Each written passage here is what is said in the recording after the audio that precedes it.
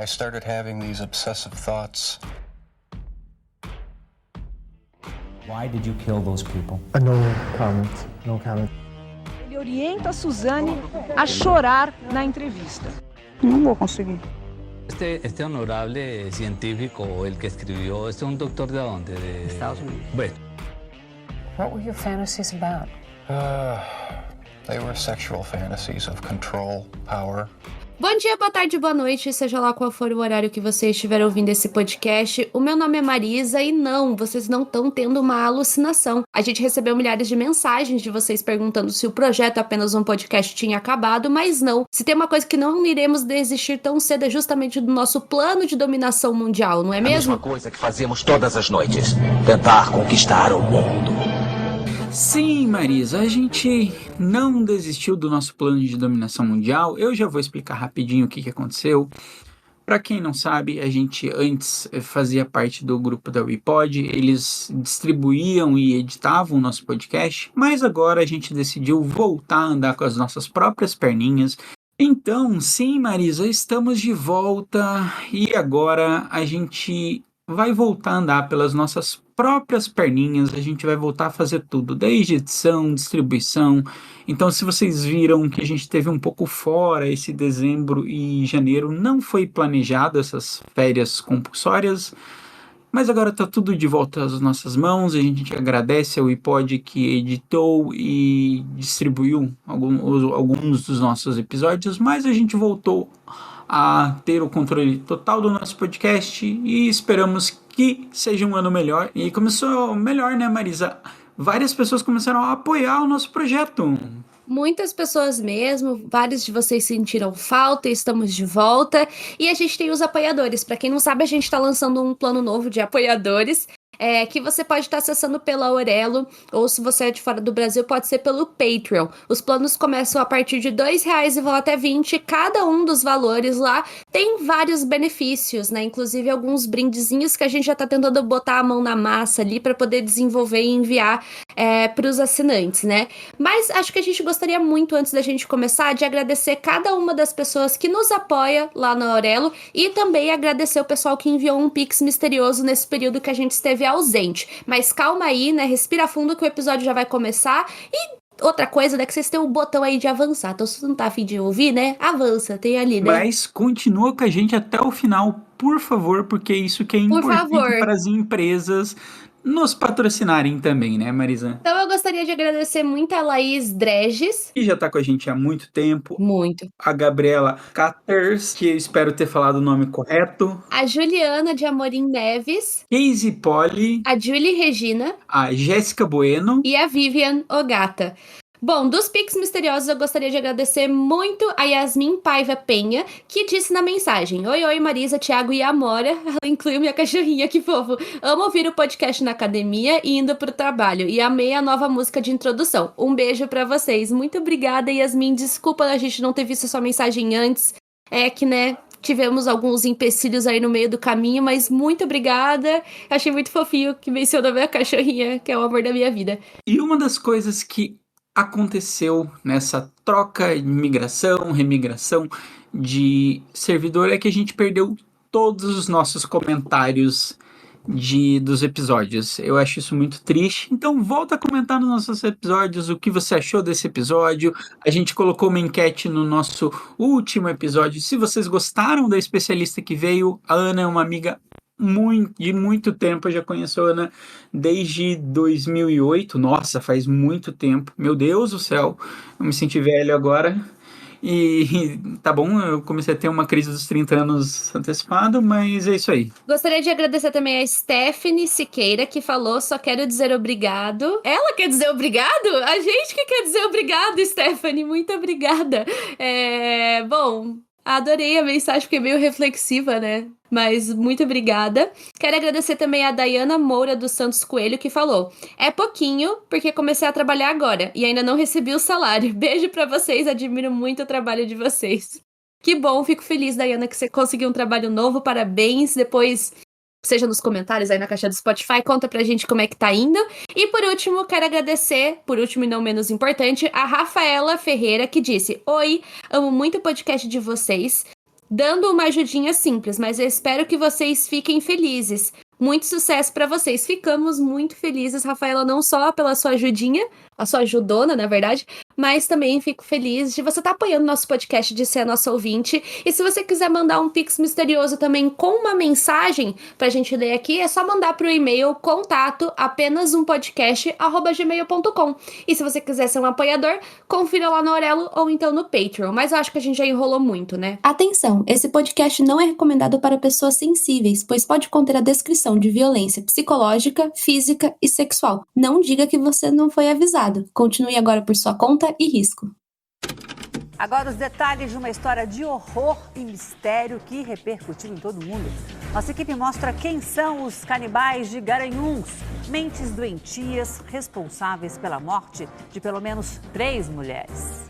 A investigação comprova que eles comiam carne humana e provavelmente roubaram a filha de uma das vítimas. Estão sendo julgados em Pernambuco um homem e 2 mulheres acusados de canibalismo. O caso aconteceu há 6 anos na cidade de Garanhuns.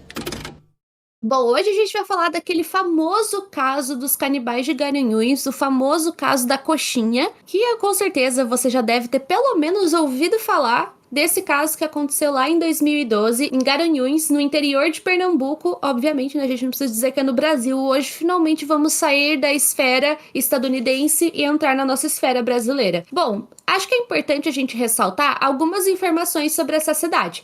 Era uma cidade que tinha mais ou menos, ali de acordo com um censo que foi realizado pelo IBGE em 2010, 116 mil habitantes. Para quem não sabe, o censo ele é realizado de 10 em 10 anos, ele só teve a quebra porque rolou a pandemia, questões orçamentárias do Brasil, mas agora eu vou começar um momento especialista, porque para quem não sabe eu sou geógrafo, então eu vou trazer alguns dados, vai fazer muito sentido com o que a gente vai ver na história. Então vamos falar um pouco da economia de Garanhuns. A taxa de desocupação da cidade de Garanhuns, da PEA, o que é a PEA? É a população economicamente ativa, é em torno de 11%. Então você pensar que de toda a população que pode trabalhar na cidade, 11% não tem nenhuma fonte de renda, ou pelo menos está desempregado. Mas aí alguns outros dados me chamaram a atenção. Porque a taxa de desocupação era 11%. No Brasil, naquela época, em 2010, a taxa de desocupação era de 6,7%. Então era quase que o dobro de desempregados na média nacional. Então isso é uma coisa que já chama atenção. E outra coisa também que me chamou muita atenção é que 72% dos habitantes da cidade vivem com menos de um salário mínimo. E para quem não sabe, um salário mínimo em 2010 eram R$510. Dessas pessoas, 43% viviam com metade de um salário mínimo. Então, para vocês verem como essa cidade era uma cidade muito carente e ela carecia muito de oportunidades de emprego, sabe? E isso vai ficar muito evidente nesse caso, né, Marisa? Sim, todas essas informações que o Thiago trouxe pra gente são informações que vão ter reflexos no que vai vir a seguir. Então, como eu adiantei para vocês, o caso aconteceu em 2012, mas mais precisamente no dia 25 de fevereiro daquele ano, com o desaparecimento de uma jovem chamada Gisele Helena da Silva, que tinha 31 anos. A Gisele era conhecida na cidade por ser uma moça que era muito bonita, muito sorridente, e ela era conhecida por muitas pessoas justamente porque ela trabalhava entregando panfletos. Então imagina, né, geralmente o pessoal que entrega panfleto, eles trabalham ali pelo centro e tal, e cumprimentam, né, vêm muitas pessoas durante todo o dia, né, então obviamente a Gisele realmente conhecia boa parte da cidade, conhecia bastante gente, muita gente conhecia ela, e como eu falei, as pessoas tinham essa impressão dela, né, que ela era uma moça muito feliz, muito sorridente e muito bonita. E também tem uma questão que isso é um subemprego, né, gente, que, tipo, panfletagem é uma coisa que você vai ganhar, tipo, sei lá, na época devia ser R$5 pra você ficar panfletando um dia, então era uma pessoa muito carente, né, e aí acontece que a família dela notou que tinha algo de errado acontecendo? Por quê, Marisa? Porque a Gisele desapareceu nesse dia que eu falei pra vocês. E ela não tinha nenhum motivo plausível pra fugir daquela forma, né? E foi uma coisa que preocupou a família, mas, obviamente, né, eles levaram isso até a polícia. Só que nos primeiros dias foi uma coisa assim que eles não conseguiram descobrir muita coisa. No entanto, acaba acontecendo que uma outra jovem, a Alexandra Falcão da Silva, de 20 anos, também desaparece um tempinho depois, mais precisamente no dia 12 de março de 2012. E o que a gente sabe um pouquinho assim sobre a Alessandra? Ela tinha uma família, ela tinha acho que 2 filhas, que ela estava à procura de um emprego, que ela desapareceu depois de dizer que ia trabalhar como empregada doméstica em uma casa e que ela ia receber um bom dinheiro. Receber um bom dinheiro naquela cidade, a situação era mais precária, então carecia de boas oportunidades, isso chamou a atenção das pessoas. E aí a primeira pista que aparece, que chega através da fatura do cartão de crédito da Gisele, porque 2 dias depois dela desaparecer, haviam supostamente feito 5 compras em 5 lojas diferentes. Então, apareceu na fatura, eles acharam muito estranho, porque, primeiro, que ela não tinha nenhum motivo aparente para desaparecer, e segundo, que 5 lojas diferentes, 2 dias depois que ela desapareceu. E pelo que eu vi, parece que eram lojas assim também que ela não tinha muito costume de frequentar. Isso foi, chamou a atenção da família. Então eles acabam levando essa informação para a polícia. E aí a família, estranhando tudo isso, ela chama a polícia e verifica as câmeras das lojas, né? Que apareceram um casal que até então não era conhecido da família da Gisele, né, Marisa? Isso mesmo, né? Mas eles conseguem, né, rapidamente fazer um serviço ali de investigação e conseguem descobrir o endereço da onde aquele casal vivia, que era no bairro Jardim Petrópolis. Então, eles fizeram o quê? Conseguiram um mandato e foram atrás de mais evidências na casa do casal. Chegando na residência, a polícia se deparou com 3 adultos, que era o Jorge Beltrão Negro Monte da Silveira, a Isabel Cristina Torreão Pires e a Bruna Cristina Oliveira da Silva. Além disso, havia uma pequena criança que morava ali naquela casa que foi identificada como sendo filha do Jorge e da Bruna. Lembrando que não temos o nome dessa criança, pois ela foi, obviamente, né, eles preservaram a imagem dela. Uma coisa que chamou muito a atenção da polícia, né? E como mencionei, tinha essa criança lá, só que a polícia percebeu que tinha alguma coisa estranha com ela, porque ela parecia estar muito assustada e dizem até mesmo que ela ficava meio que tentando disfarçar e apontar para o quintal.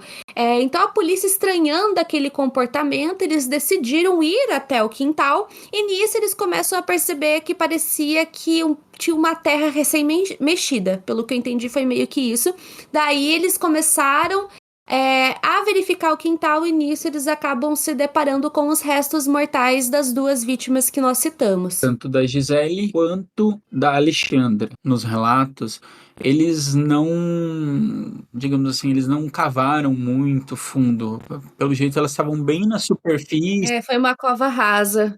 Uma cova bem rasa, Sim. ela estava na superfície e os policiais identificaram logo, meio que de imediato, assim, eles notaram isso. E também tinha algumas coisas que, se eu não me engano, o corpo da Gisele tinha até a identidade, ou da Alexandra tinha até a própria identidade dela junto com o corpo. Então, isso é uma das coisas que identificam um corpo, digamos assim, roupa, tatuagens, são coisas que identificam, e identidade claramente é um dos fatores para fazer a identificação de um corpo, né? Tem aquela velha história da sua mãe, do seu pai, da sua avó, que fala pra você não sair sem documento. É por causa disso, gente. Senão você vai morrer de gente. Nossa, mas é muito. E vai virar indigente. Era o meu medo quando era criança, era isso. E, é importante mesmo, gente. Não saiam sem nenhum tipo de documento. A gente tá com uma mania agora, né? Porque tem no celular a carteira de motorista, de não andar com o documento físico. Mas é muito importante, tá, gente? Estarmos sempre com os documentos físicos. É importante, não deixa... Até os meus documentos, assim, que venceram, eu ainda guardo todos eles, sabe? Porque às vezes eu deixo o mesmo vencido junto comigo. Então é bem importante isso. aí, vocês devem estar pensando, que é uma pergunta que toda vez que eu gravo qualquer vídeo sobre qualquer caso criminal, que é por quê? Por que fizeram isso? Como que aconteceu? Como que essas mulheres foram para lá? A Alexandra, como a gente mencionou, tinha recebido uma proposta de emprego.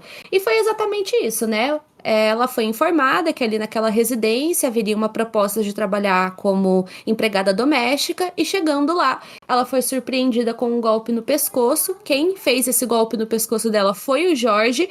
E depois de assassinada, ela foi levada até o banheiro pela Bruna e a Isabel e lá ela acabou sendo esquartejada.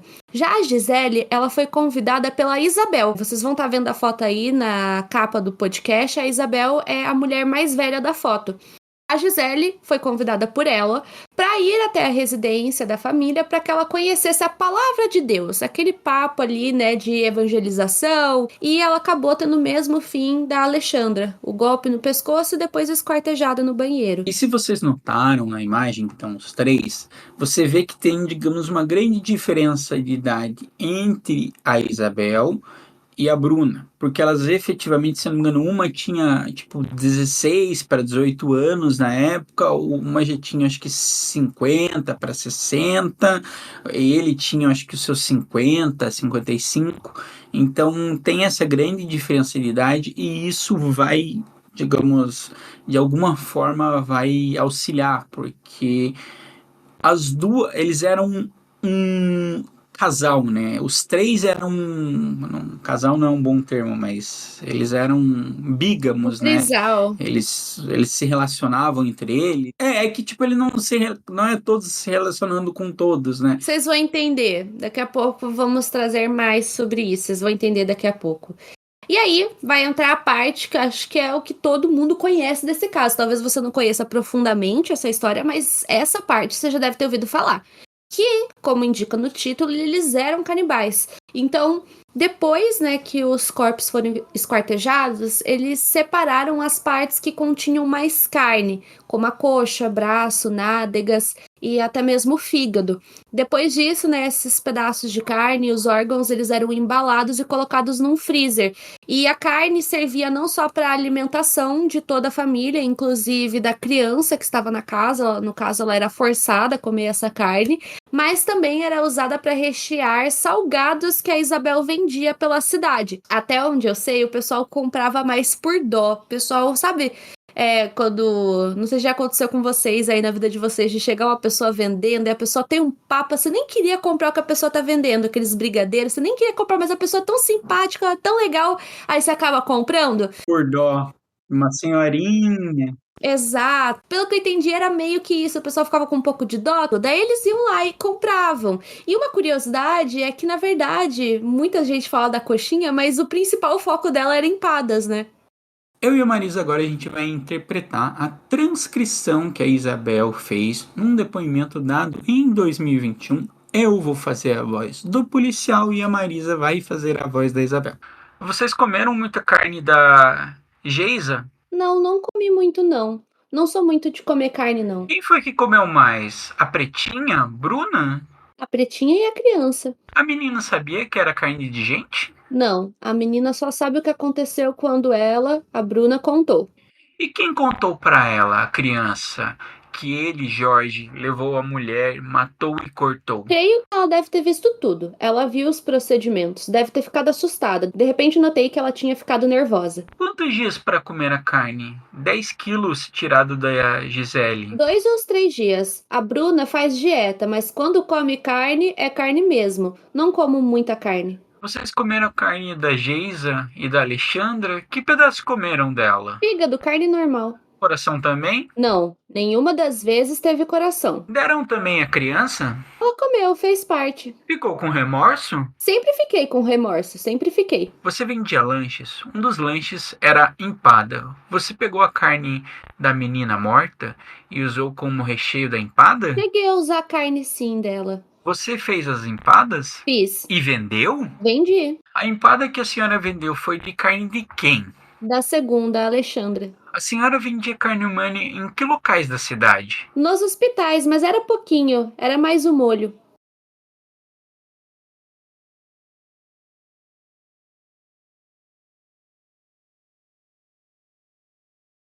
Tipo, é um diálogo real, é um depoimento. A gente não tirou isso das vozes da nossa cabeça. Então, tipo assim, acho que vocês conseguiram entender, melhor do que tudo, como que era lá, como que era a relação com a criança. A gente vai entender mais a relação entre os três. E também essa questão da venda, né? Que é engraçado, Thiago, não sei porque ficou conhecido como o caso da coxinha, mas a maioria dos sites que eu vejo, assim, um pouco mais sérios falando, todos eles falam empadas. Mas se vocês já acham tudo isso bizarro, se você não conhece esse caso com muita profundidade, talvez você nem saiba que tem uma coisa meio de seita nesse caso. E vocês sabem que eu e o Thiago, a gente vive trazendo casos de seita aqui pro podcast. Inclusive já tem vários, tem Charles Manson, tem a seita de Synanon, tem recentemente a gente fez de uma seita lá do Japão, tem Heaven's Gate, basta vocês procurarem aí que vocês vão achar. E, Thiago, você consegue explicar um pouquinho pra gente como que funcionava essa seita? Quem era o líder da seita, os pensamentos? O líder e o criador era o Jorge, tá? E ele pregava coisas como diminuição populacional, a purificação do mundo, ideias como o geógrafo chamado muito neomalthusianas, que é o Malthus, que é aquele cara que acreditava que a população crescia em PG, que é em progressão geométrica, e o alimento crescia em progressão aritmética, e que a gente ia ter um colapso entre alimento e população, e que essa diminuição populacional era uma coisa boa, sabe? Tipo, ele meio que pregava esse neomalthusianismo de diminuição populacional. E aí o que ele fazia? Os restos mortais também, eles eram usados nesse culto naquela casa. Então ele fazia todo um ritual com os restos mortais que não eram comidos. E outra coisa, né, vale lembrar que essa diminuição populacional estava relacionada 100% a uma purificação do mundo. Papo que a gente já ouviu no quê? Em todas as seitas que a gente falou, da purificação do mundo, de livrar o mundo de pessoas impuras. E no caso dessa outra seita que ele chamava de cartel, então o nome, né, era cartel dessa seita que ele criou, né, desse grupo que ele criou, era essa, de purificar o mundo de pessoas impuras, pecadoras. Na mentalidade do Jorge, né, quem fazia parte desse grupo tinha que pagar com a própria vida. Mas assim, a gente fala muito deles e tal, mas quem era esse tal Jorge? Quem eram essas pessoas? E acontece uma coisa que a gente sempre fala aqui no podcast, que às vezes pode ser meio duvidosa, que é a gente ouvir a história do assassino 100% pelo ponto de vista dele. Porque eles costumam sempre dar uma enfeitada. Só basta lembrar, né, pra quem já assistiu, daquele documentário que tem do Ted Bundy lá na Netflix, que eu e o Thiago sempre mencionamos. Eu menciono muito esse documentário nas lives. A gente adora. A gente adora porque, gente, é ele sendo desmascarado minuto por minuto. É incrível. Vocês têm que ver. Acho que chama Entrevista com o Serial Killer Ted Bundy. E no caso do Jorge, uma das poucas fontes que a gente tem sobre quem era ele, sobre a vida dele, foi um livro, que na verdade é uma coletânea de vários diários que ele teve ao longo de sua vida. Mas depois ele acabou meio que transformando isso num livro, que era chamado de Relatos de um Esquizofrênico. Vocês conseguem achar facilmente na internet esse livro em PDF. A gente vai ler algumas partes do diário dele pra gente entender. Mas vamos resumir tudo que tem nesse livro, mais ou menos? Nesse livro, o Jorge ele meio que relata que ele já sofria dessas alucinações desde a infância e que isso tudo foi por causa de uma doença, e as alucinações foram de 2 amigos que ele teve na infância, e ele só descobriu que eles não eram reais quando seu pai disse isso pra ele, sabe? Tipo, então ele conversava com amigos, que ele tinha toda uma questão, e aí meio que ele só foi descobrir que essas pessoas não eram reais pelo pai dele, né, Marisa? Porém, tem um plot twist com o pai, e qual é? Bom, então chegamos à conclusão que aqueles amigos de infância não existiam, eram frutos de alucinação. E aí o tempo passa, ele se forma na faculdade no curso de Educação Física, e nesse período ele acaba conhecendo a Isabel, que faz parte desse caso. No diário também vale lembrar que dá a entender que aqueles assassinatos da Gisele e da Alexandra, eles não foram os únicos. Também há menção de outros assassinatos que ele cometeu antes disso tudo, porém, por falta de provas concretas e tal, ainda mais por ser uma fonte bem duvidosa, né, a gente tá ouvindo do ponto de vista dele, acabou não sendo investigado, embora, né, se fosse possível, seria muito importante. Uma dessas mortes teria acontecido justamente num período que ele esteve internado por 27 dias em um hospital psiquiátrico. E a segunda, ela é bem confusa, assim, não dá pra entender muito bem. E agora a gente vai ler o primeiro capítulo aqui que a gente vai trazer. Não é bem o primeiro capítulo do livro, mas o primeiro que a gente vai ler aqui. É o 19º capítulo do livro, chamado O Traidor. Isso aí, e daqui a pouco a gente vai falar sobre o que é o plot twist envolvendo o pai. Capítulo 19, O Traidor. Monto uma academia e, por minhas instruções terem resultados positivos, muitos divulgam o meu trabalho e passo a ter inúmeros alunos.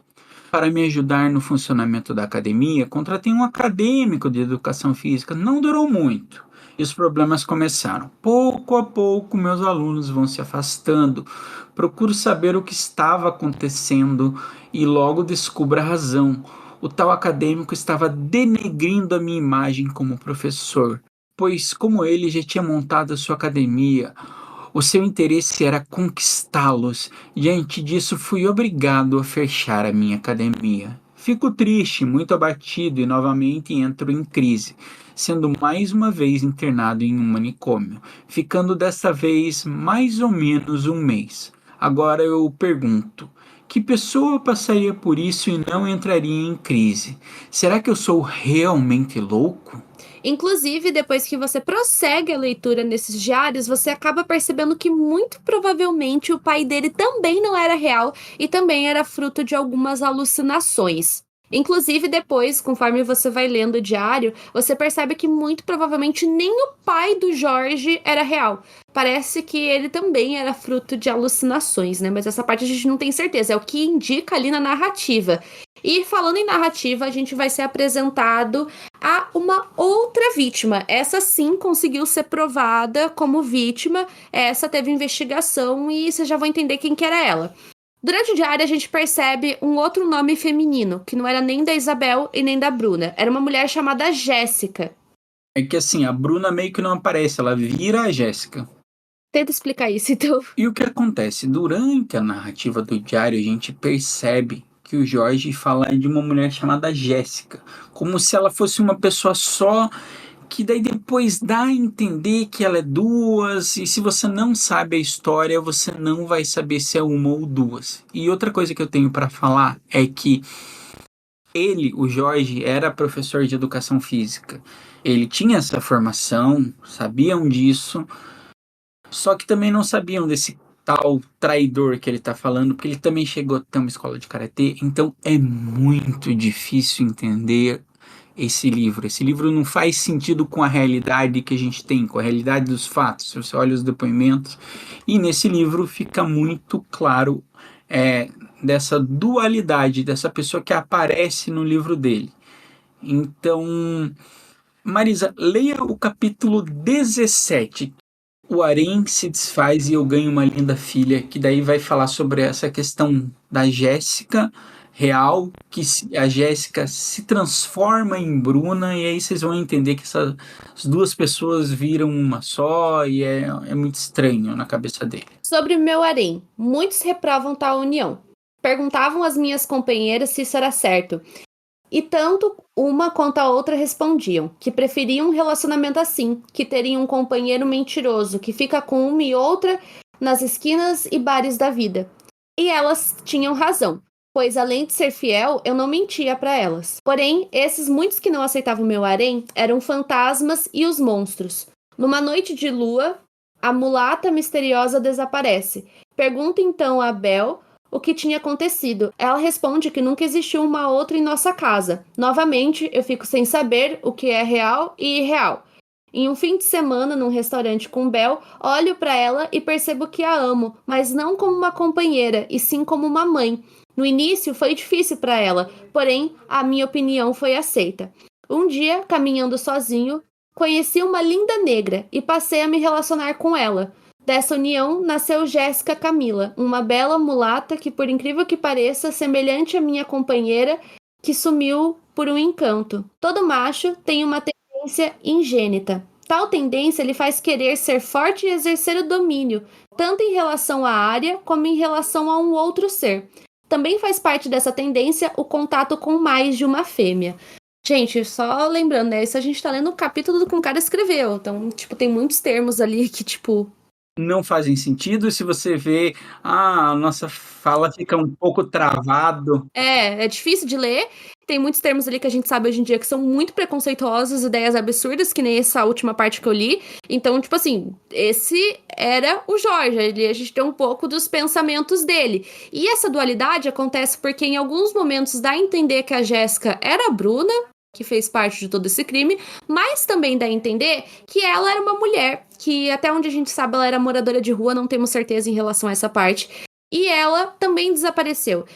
Como a gente entende que toda essa situação é muito tipo, como que é desse relacionamento, a gente decidiu ler mais um capítulo, então é o capítulo 16 que chama O Bígamo. Termino mais um dia de aula e ao sair da academia, uma aluna me chama para eu acompanhá-la, e entre conversas e conselhos sobre manter a forma, ela me ataca com um beijo roubado.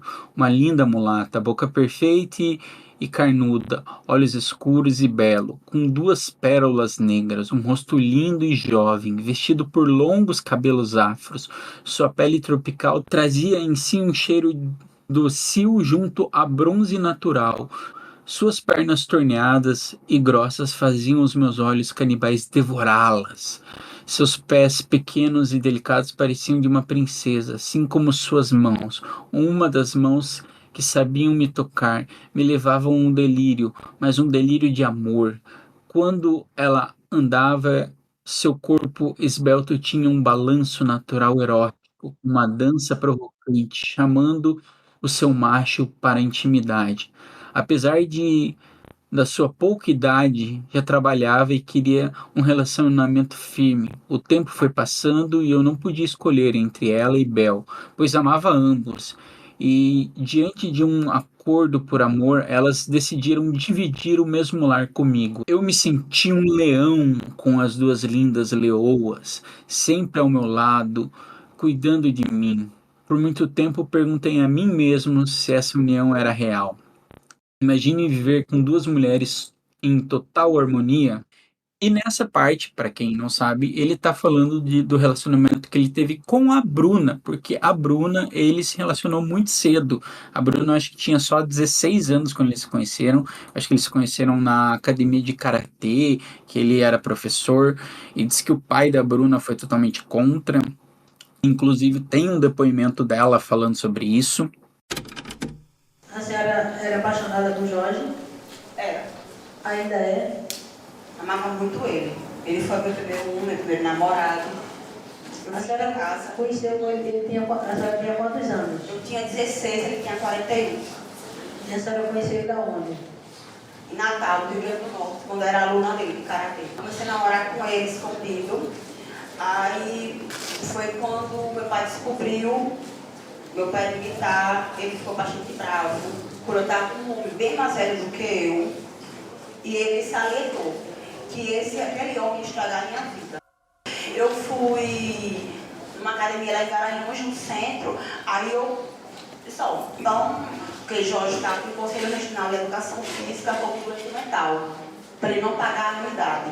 Aí eu iria pagar a anuidade do GREF, para ele voltar a trabalhar na ativa, e o benefício dele seria cortado. Mas para isso teria que ter um parecer do psiquiatra. Quem disse que o psiquiatra deu? O psiquiatra ficou apavorado. Não, minha filha, esse homem não pode receber uma observação que ele está bom, porque esse homem ele é muito doente. Chegou a prestar vestibular para odontologia. Exato.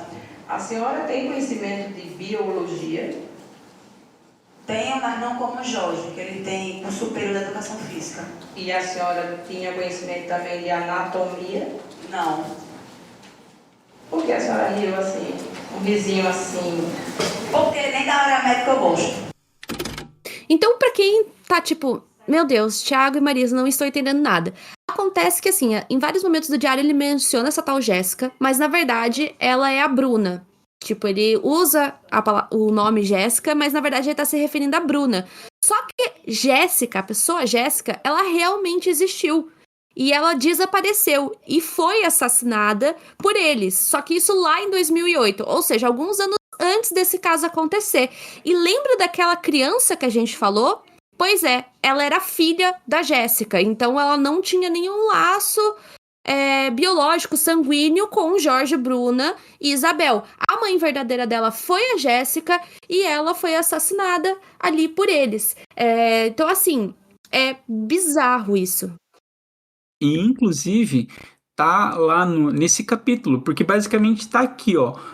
Numa noite de lua, a mulata misteriosa desaparece. Pergunta então a Bel o que tinha acontecido. Ela responde: nunca existiu uma outra em nossa casa. Que eu, Thiago, acredito ser a Jéssica, a real, a mãe da menina. Novamente, fico sem saber se é real ou irreal.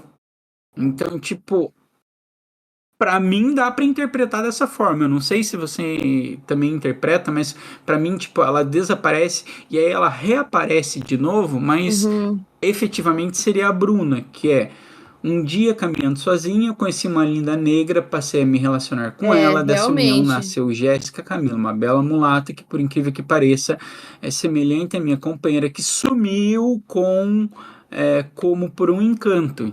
Sumiu como por um encanto. Como ele é uma pessoa esquizofrênica, teoricamente ele não sabia.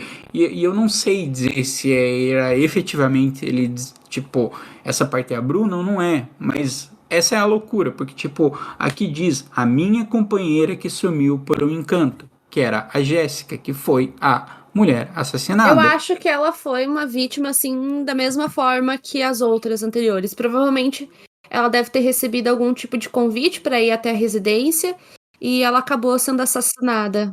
Convite apareceu na Record. O pai dela fala sobre isso e é aterrador, porque acho que isso foi em 2008, tipo, fazia algum tempo, pelo que pareceu, né? Quilômetros de Recife. Jéssica em Olinda, ao lado da capital pernambucana. Sim, eu falei. Foi antes. Foi antes e a criança acabou ficando por lá. E agora eu vou ler um pequeno trecho de uma fala do Jorge, que ele falou justamente sobre essa questão da carne. E uma coisa bem triste é que tudo indica, né, que a criança, né, ela não só viu a mãe dela morrer, como também ela teve que comer a carne da própria mãe. Porque como a gente falou, né, nos outros textos, nos depoimentos, ela comia carne. Ela não tinha noção do que ela estava comendo, né, até a Bruna contar pra ela, mas ela comia. E muito provavelmente ela comeu a carne da própria mãe, forçadamente. Mas agora vamos ler o trecho. A gente comia como uma carne qualquer. Tinha sabor de carne bovina. Não sei precisamente quem preparava, se era a Bel ou a Bruna, ou as duas juntas. A gente colocou a carne no prato normal da criança. E aí acontece que a Bruna, ela assumiu a identidade da Jéssica e ela chega até a registrar a criança em seu nome. Então, sim, a menina, ela viu tudo isso e foi... E teve isso que a Marisa falou.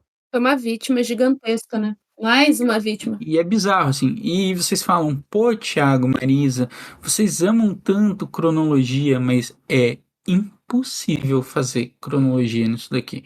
Porque das informações que a gente tem, muitas informações são tiradas desse livro do Jorge. E na minha opinião, por mais que a gente tenha o hábito aqui no Apenas um Podcast de trazer os eventos em ordem cronológica, na minha opinião, faz um pouco mais de sentido ouvir dessa forma. Porque são poucos, mas tem alguns casos que eu conto de ordem descronológica, vamos dizer assim. Eu conto fora de ordem. Na minha opinião, faz um pouco mais de sentido. Porque se a gente montasse na ordem cronológica, talvez fosse ficar mais embaralhado. A gente preferiu deixar essa parte que provavelmente vai dar um nó no cérebro de vocês, mais aqui pro final. Então, assim, gente, a gente nem precisa agora, voltando pro caso lá de 2012, Gisele, Alexandra, a polícia entrando na casa deles, descobrindo vários restos mortais. A gente nem precisa dizer que a prisão foi imediata, né? A investigação, obviamente, teve alguns outros processos investigativos, mas não havia ali nenhum grande mistério por trás de quem eram os assassinos de Gisele e Alexandra, e mais tarde acabou-se, né, descobrindo essa outra vítima, a Jéssica. A criança, já adiantando essa parte, como a gente falou, a identidade dela é completamente preservada, o que é um direito e é mais do que justo isso. A única informação que a gente tem é que hoje em dia ela mora com uma tia-avó bem longe dos holofotes, bem longe de qualquer coisa assim que traga, né, porque imagina os traumas que essa criança viveu, né, de tudo que ela passou. Então, o julgamento aconteceu em 2014, onde os assassinos foram condenados a mais 20 anos. Eles foram indiciados, gente, tanto pelos 2 homicídios que aconteceram lá em Guaranhuns, né, o da Gisele e o da Alexandra, quanto pelo homicídio da Jéssica. O júri popular aconteceu em 2018 e a sentença final foi de que Jorge e Bruna Cristina foram condenados a 71 anos de prisão, enquanto a Isabel foi condenada a 68 anos de prisão. De acordo com a Secretaria Executiva de Ressocialização, o trio continua cumprindo pena em regime fechado. Isabel e Bruna estão na colônia penal feminina de Buíque. Já o Jorge Beltrão está na penitenciária Barreto Campelo, que fica em Itamaracá. Já a casa, né, vocês devem estar perguntando, né, já a casa onde tudo aconteceu acabou sendo destruída pela própria população da região. A promotora Eliane Gaia começou o debate fazendo uma descrição do comportamento de Jorge, Isabel e Bruna. Jorge é indecente. Também acho. Eu também acho ele indecente. A relação triangular existente com esse trio aí, esse amor, é indecente. Diante das acusações, Jorge se manteve sério, quase sem expressão. Isabel, aparentando nervosismo, chorou boa parte do tempo. Já Bruna sorriu várias vezes. Bruna adora rir. Bruna é estrela do momento. Canibal feliz. A promotora chegou a apresentar um anúncio publicado no jornal pela família de Bruna sobre o desaparecimento dela quando teria, aos 16 anos, fugido com Jorge. Eliane Gaia levantou, inclusive, a hipótese de Bruna também ter sido escolhida para morrer. Vivia lá com ele. E aí, a própria dona Isabel auxilia Bruna a fugir de casa. Ô, gente, eu acho até que Bruna era uma potencial vítima desse cartel. Até porque o mentor do cartel, sabe quem era? O pai de dona Isabel. Coitado.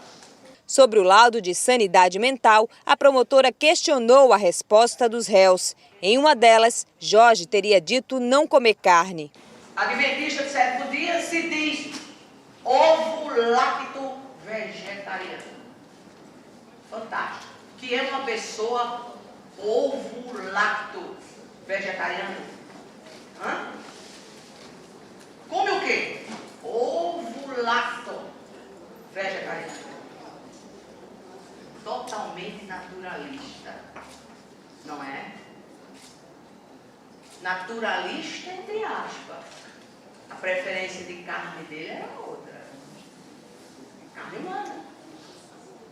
A promotoria apresentou ainda um vídeo gravado durante uma das audiências de instrução. Na imagem, aparece o delegado Paulo Berenguer, narrando os detalhes do crime. Ao fundo, Jorge acompanha tudo de maneira tranquila. Tranquilão, ó. A cara de preocupação. Agora, a cara de preocupação, nenhuma. Simplesmente frio, perverso, indecente, pervertido, frio, calculista. Aqui a expressão dele foi a mesma. Por alguns instantes, chegou a cochichar com Isabel. Depois, saboreou um café e sorriu com um comentário de Bruna, enquanto Isabel demonstrava desespero. Por volta da 1h30 da tarde, foi a vez da defensora pública de Jorge falar aos jurados. Ela insistiu na hipótese do réu não ser normal. Eu perguntei, está tomando medicação? Aí ele disse, estou. Agora, quando fico sem a medicação, os presos ficam com cuidado. Eles é quem ficam pedindo a medicação para mim. Ele não precisa de prisão, não. Ele precisa de um tratamento, de ser acompanhado. Depois foi a vez da defesa de Isabel. A estratégia foi tentar convencer os jurados de que ela seria submissa a Jorge. Para isso, mostrou uma gravação do depoimento de um dos irmãos dele. Analisando, viu o que foi que o irmão dele disse. Que a mulher do irmão dele, Jorge, tinha que andar na linha dele. Que era como a determinação que ele tinha em relação a ela. O último a falar foi o advogado de Bruna. Ele também defendeu a ideia de que ela foi obrigada a participar dos crimes. Ela não podia ter filho. Então, pela ideia dele do cartel, Bruna era uma vítima potencial. Momento 5 centavos. 5 centavos. Bom, eu quero ir para o momento 5 centavos porque eu tenho uma pergunta já bem... Não, Marisa, eu vou fazer uma pergunta que eu me fiz nesse caso e eu tenho uma resposta que esse caso foi tratado como uma seita. Até nos inquéritos, nos julgamentos e tal, eles falavam de seita. Mas era uma seita mesmo, por ter 3 pessoas, essas 3 pessoas terem interrelacionamento pessoal e amoroso, dá para assim dizer. Você consideraria isso uma seita? Porque, teoricamente, não tem nenhum outro caso de pessoa que seguiam eles. Então, né, mas aí a gente pensa, será que se esse caso, não tivesse descoberto, será que seriam só eles 3 mesmos? Porque, não tô falando, se esse caso nunca tivesse sido descoberto, estamos aqui em 2024, de 2012 pra cá, não tivesse sido descoberto, a gente já tem uma percepção de que o Jorge não era um homem nem um pouco monogâmico. Será que realmente só iam ser essas 3 pessoas? Será que ao longo do tempo não entrariam mais pessoas nisso? Mais pessoas começariam a ouvir sobre tudo isso? Então, se a gente for parar pra pensar, existia um grande líder. Seria o Jorge, que manipula as pessoas que estão ali, mesmo sendo só Isabel e Bruna, a acreditar no mesmo ideal dele e que, obviamente, devia ter algum tipo ali de... Não sei se manipulação seria a palavra correta, né? Porque dá pra ver que as... Influência. Uma certa influência ali, né? Pra que as duas acreditassem na mesma coisa que ele, que seria essa purificação do mundo, e acreditaram de tal forma que, fizeram coisas horríveis, né? Elas, obviamente, fizeram porque elas quiseram, tem parcela de culpa gigantesca e total no que aconteceu. E também tem toda a parte da ideologia. Então, se a gente for parar pra pensar em tese... tem muitas características que são características bases de seita. Então, as características tem. Eu não acho que necessariamente o número limitado impossibilita de ser uma seita, sabe? Mas eu acho também que é importante talvez fazer essa reflexão que eu trouxe. Será que se realmente, por exemplo, ainda existisse, né, nesse caso não tivesse vindo à tona, eles não tivessem sido presos, será que não teria mais pessoas participando, mais pessoas entrariam nisso? Sim, fez total sentido. Eu concordo que fez sentido. É um ponto que eu queria trazer justamente porque eu não sabia o que você ia dizer, a gente não conversou anteriormente. Então, a gente tá fazendo isso no freestyle, eu fiz a pergunta livre, assim, exatamente. E eu achei interessante sua resposta. Fez sentido? Ou não? Tudo bem se não fez sentido. Porque pra mim não... Eu vou confessar que eu, Thiago, não consideraria isso uma seita. Porque, como eu disse, não tem... existem elementos de seita? Sim, existem elementos de seita. Inclusive, o livro é um dos elementos bem fortes de seita, né, Marisa? Porque sempre rola isso de ter a grande carta que vai, mostrar a iluminação, etc. Mas eu... Thiago, já discordo que é uma seita. Acho que vai ser uma das poucas vezes que a gente vai discordar, mas eu acho que não seria uma seita. Eu até concordo com essa sua análise, que será que eu acho que é possível, digamos, se tivesse mais tempo disponível, ele arrebanhar mais pessoas para isso tudo, mas eu não acho que isso é uma seita. Eu fui procurar na internet. According to the Internal Review Service, você precisa de pelo menos 3 membros não relacionados a casamento ou a sangue para fazer parte de uma igreja. No caso, ele tá falando de igreja, né? Não necessariamente. Mas, assim, É meio estranho, porque também eu conheço seitas, assim, que, tipo, o pessoal chama de seita e que, tipo, as pessoas tinham relações íntimas com o líder. Isso será que não deixa de ser um tipo de relação sexual? Ai, gente, é um papo muito profundo, eu acho. Acho que dá até pra gente trazer um episódio para questionar isso, porque realmente foi uma coisa que a gente não pensou em trazer, mas é uma coisa que eu fiquei me questionando muito vendo esse caso, se isso é ou não uma seita, sabe? Porque, teoricamente, acho que no julgamento foi tratado como uma seita. Jorge, Bruna e Isabel criaram uma seita chamada o Cartel. Diante da juíza, Jorge disse que a missão era purificar a terra e controlar o crescimento da população. Era para um mundo mais perfeito. Mundo mais perfeito. Com pessoas que produzissem e não pessoas que não produzissem. Foi com essa ideia que Ari Jorge e Isabel começaram a procurar possíveis vítimas, todas com características muito parecidas. Dizia ele que tinha um critério, que a mulher não podia ter muitos filhos. Essas coisas de gente desequilibrada. A primeira vítima, como você viu no início dessa reportagem, foi Jéssica Pereira, de apenas 17 anos. Ela tinha uma filha de 1 ano e morava na periferia de Recife. Isabel, quando fazia entrega em Boa Viagem de doces salgados, conheceu uma garota que estava pedindo esmola com a filha. Aí ela chegou para mim e disse: Jorge, tem uma pessoa que eu tô com vontade de trazer para cá para trabalhar e ela tem uma filha. Eu disse: não tem problema. Isabel convenceu Jéssica a trabalhar como doméstica, com promessa de um bom salário. Jéssica ajudava o pai a recolher material reciclável na rua. É uma ferida que não sara nunca, né? Essa ferida não sara mais nunca na minha vida. Seu Teco lembra que eles tentaram por 3 vezes levar a filha e a neta embora para Olinda, onde os canibais viviam. Na terceira vez, minha filha saiu só, aproveitou a fraqueza da minha filha, arrastou. Dessa data eu endoidei. Jéssica não falava com o pai, mas mantinha contato com a tia. Ela ligava para mim, dizia onde estava, né? Dizia que ele ameaçava ela, o homem, né? E contava que estava vendo a hora ser morta e não podia fazer nada, perder a filha, que ela disse que pela filha dela, ela matava e morria pela filha dela. Jéssica foi morta 3 meses depois de se mudar para a casa dos canibais, em Olinda. Depois do assassinato, Jorge, Isabel e Bruna fugiram e foram morar em Garanhuns, no interior do estado. Assim como Jéssica, Alessandra também foi atraída por uma falsa promessa de emprego. Aos 20 anos, tinha 3 filhos para sustentar sozinha. Isabel pegou ela no canto que ela tinha combinado. Depois, ela...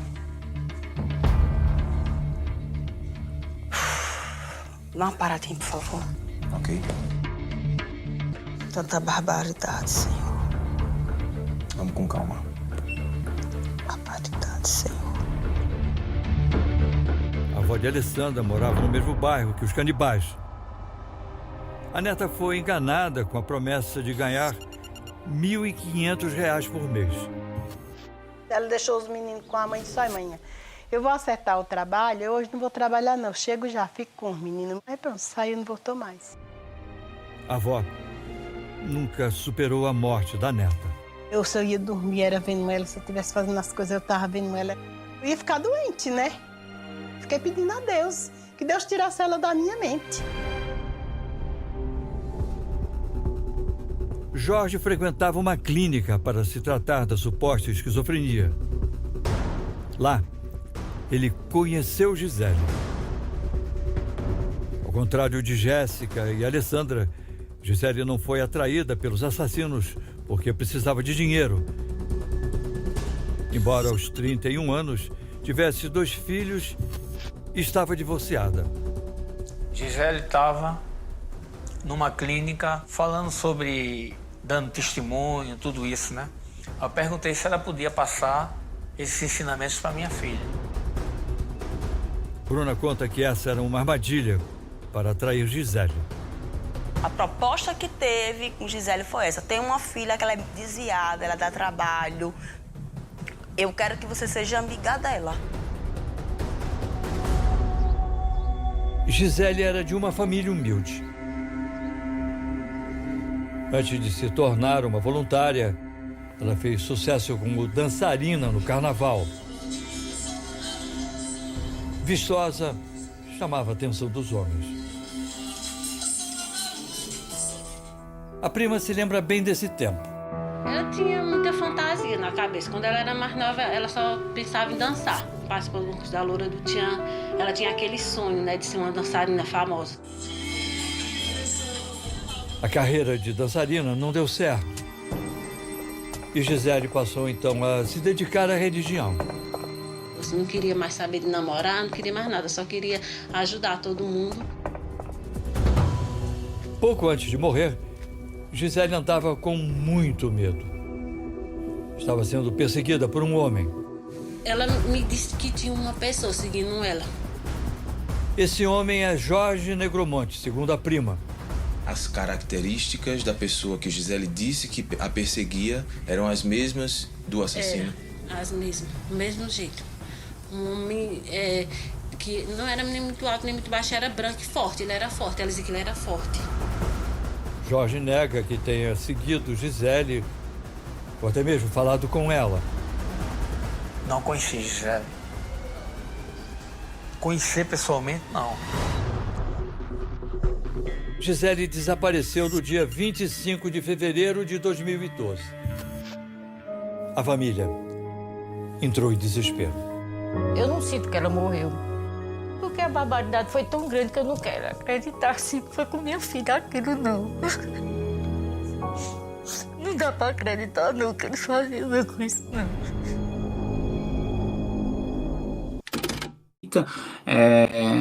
Mas claramente nesse caso a seita não foi a parte principal, foi claramente a questão da carne humana lá que chamou a atenção da mídia e etc. Então era isso, espero que vocês tenham gostado, estamos de volta e curte, compartilha e comenta sobre o nosso podcast, ajuda muito, engaja e dê as 5 estrelas tanto no Spotify quanto no Apple Podcast. Era isso por hoje? Errou. Errou feio, errou rude. Ai, por que eu fui dar um Motorola pra minha avó? Enfim, que é bem esse, né? Você sabe. Desculpa. Tá. Ai, que horror. Deixa essa parte pro final, tá?